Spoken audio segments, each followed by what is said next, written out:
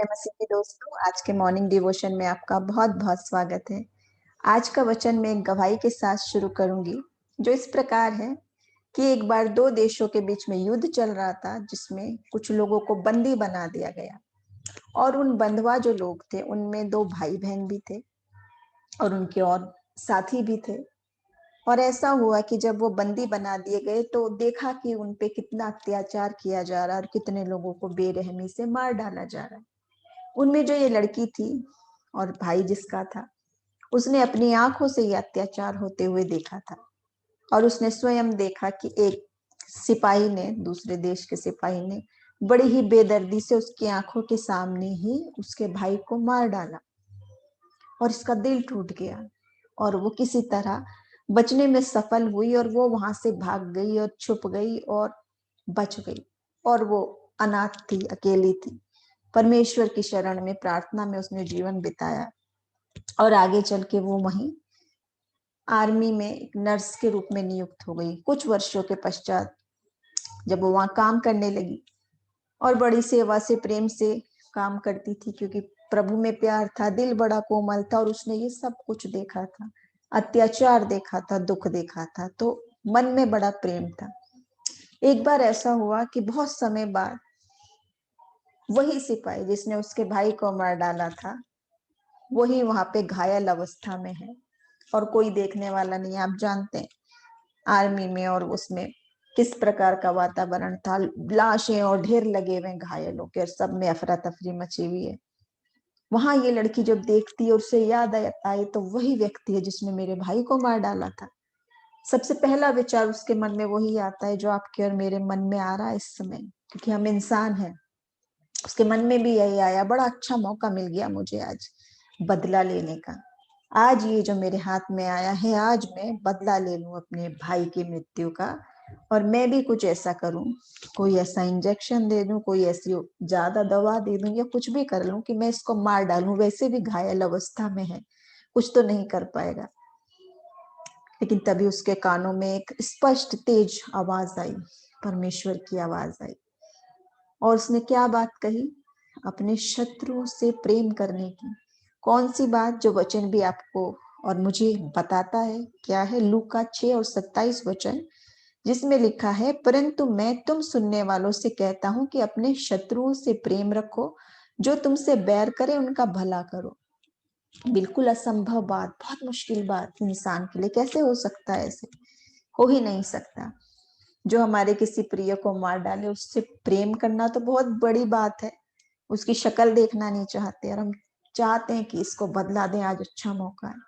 लेकिन ये आवाज इतनी स्पष्ट थी उसके कानों में कि उसने अपनी सोच बदली, प्रभु से प्रार्थना करी, सामर्थ्य मांगी कि परमेश्वर आप कह रहे मेरे लिए तो बहुत मुश्किल है, लेकिन जब प्रभु सहायता करता है, जब वो बोलता है, जब उसके आत्मा का अभिषेक होता है, उसकी सामर्थ्य और उसकी अगुवाई होती है, तो हम सब कुछ करने के लिए राजी होते हैं, तैयार होते हैं, क्योंकि प्रभु हमारे साथ है, वो तैयार करता है।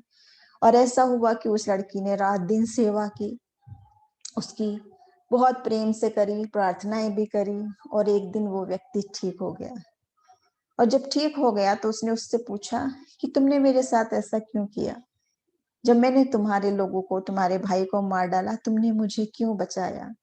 उसने कहा, क्योंकि मेरे परमेश्वर ने मुझे ऐसा कहा, क्योंकि मेरा प्रभु कहता है कि शत्रुओं से प्रेम करो और बैर करने वालों का भला करो और उनके लिए प्रार्थना करो। उसका दिल टूट गया, आंसू गिरने लगे और सोच में पड़ गया, ये कैसा परमेश्वर है। उसने कहा कि जिसके मानने वाले लोग ऐसे हैं, वो परमेश्वर स्वयं कैसा होगा। और उसने जानना शुरू करा, ग्रहण करना शुरू करा और एक दिन यीशु मसीह को अपना उद्धारकर्ता ग्रहण किया और उसके बारे में जानते जानते जानते वो भी वैसा ही बन गया और बाद में चल के परमेश्वर के नाम से बहुत बड़े बड़े काम किए।